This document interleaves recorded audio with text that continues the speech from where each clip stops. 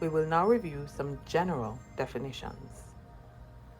As many of you already know, epidemiological surveillance is defined as the systematic collection of data on specific health problems in populations, the processing and analysis of these data to create information, and the timely use of the information by decision makers for the prevention and control of the corresponding risks or damage.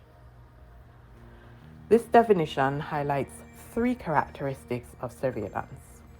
One, it is continuous and systematic.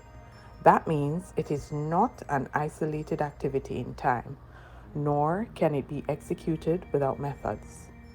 Two, it is a process that allows us to know the characteristics of the condition under surveillance, including its distribution in the population in relation to demographic, geographic, and temporal factors, and allows us the evaluation of specific patterns.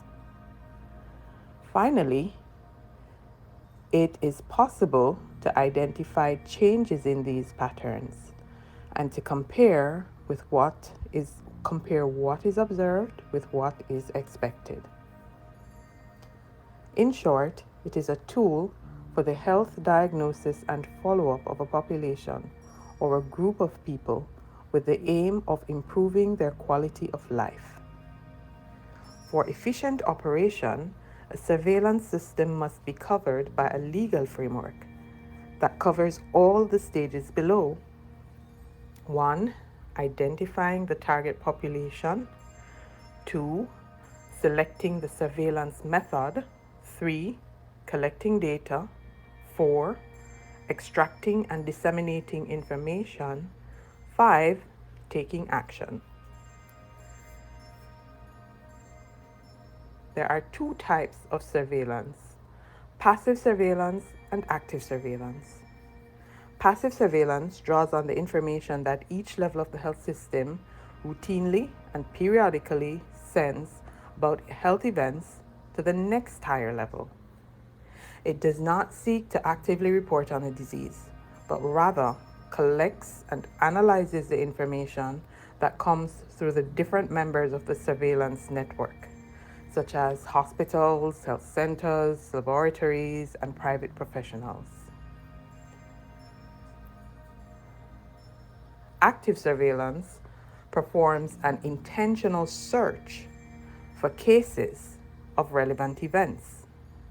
Health personnel will search directly for surveillance data.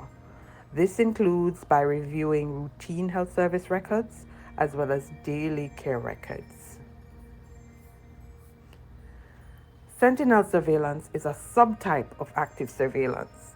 It is based on information provided by a selected group of health service system reporting sources. Say that really fast. Sentinel units that report information on health events under surveillance from a sample, which is called a sentinel sample, of individuals from a specific population group.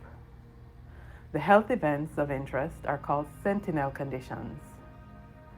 Reports obtained at regularly scheduled intervals make it possible to study patterns, including trends, in certain events of interest.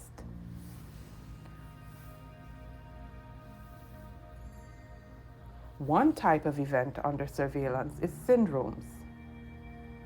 Syndromes are a set of symptoms that are presented by a disease of public health interest and which, due to their characteristics, have a certain identity. Respiratory virus surveillance is one type of active surveillance, and it's usually organized in the form of sentinel surveillance, which collects syndromes and links them to causative viruses. We will learn more about respiratory virus surveillance in part 2. So in this video, we have reviewed the definition of surveillance, the stages of surveillance, and different types of surveillance.